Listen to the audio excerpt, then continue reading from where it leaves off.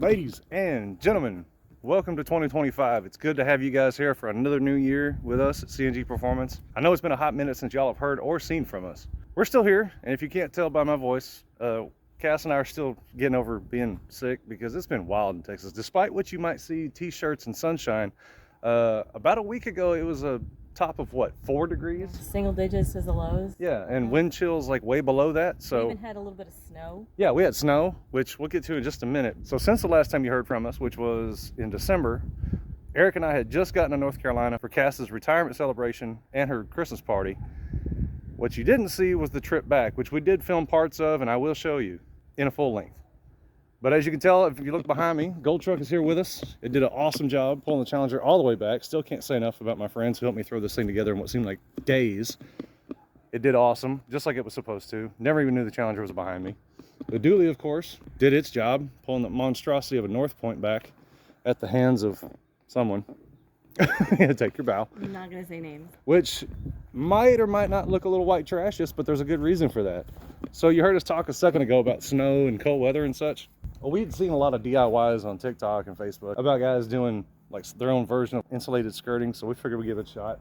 And it actually does a lot of good. The furnace didn't seem to have to run as hard to keep this thing warm when it snowed, and recently when it got down to holy crap negative. And surely you'll notice this Bob Vila level front porch. You can't just get that anywhere. That's special ordered. And of course, Challenger made it back unscathed. It's super dirty. It's just extremely filthy. Which, Everything is dirty right now. and last but not least, our really poor financial decision is sitting right in there. So you heard or you saw more or less that suspension. Yeah, that's still top secret stuff. We can't show them everything. Pulling the veil back at a magic show. Wizard of Oz. But you guys saw that front suspension K-member set up in the back of my pickup just a little bit ago. That's actually for the brown car. So if you guys remember from a few updates ago, we've been in the midst of trying to figure out the best solution for that one broken control arm that has strip threads in the ball joint socket.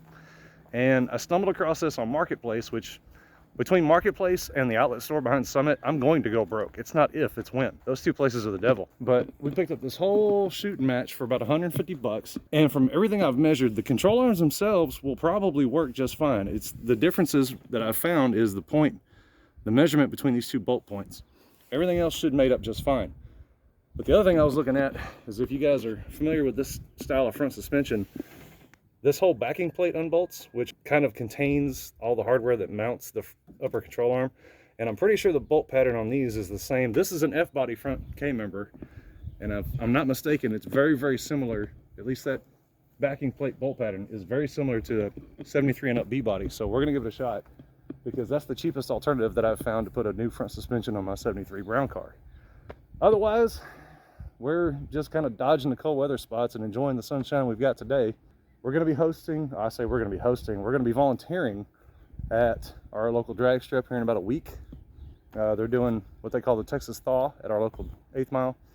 And of course, Eric, our landlord, AKA fire chief, we set up a booth last year where we sold like drinks and chips and stuff, and actually made quite a bit of money for the department. So we're going to go give them a hand with that.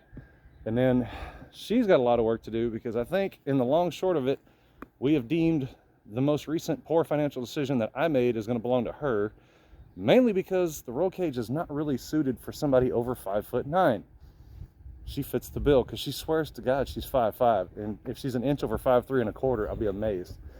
So I've got my brown car with a cage built for an actual real-sized human. She now has a car built for whatever size she thinks she is, and it should be pretty awesome to have a pair of B-body Mopar bracket cars as soon as she gets to work after she starts feeling better. But with all that said, again, we're glad you guys are still with us in 2025. We still got a lot of stuff to do, whole bunch of projects, whole bunch of racing to get to as soon as we get to work. And as soon as I get a front suspension under my brown car, that thing's really going to take off with some steam because the engine's ready, transmission's ready to go, the rear end's ready to go in the car, and then it just comes down to wiring, plumbing, and making noise. So we're going to try to get it done as soon as we can. We still have a lot of stuff for her to get finished before she is officially retired. That's still coming in a few months. And yeah, if the weather will hold out, we can get a whole lot done. So in the meantime, thank you guys so much. Hopefully your winter has been way better than ours. You've gotten a whole lot more done than we have.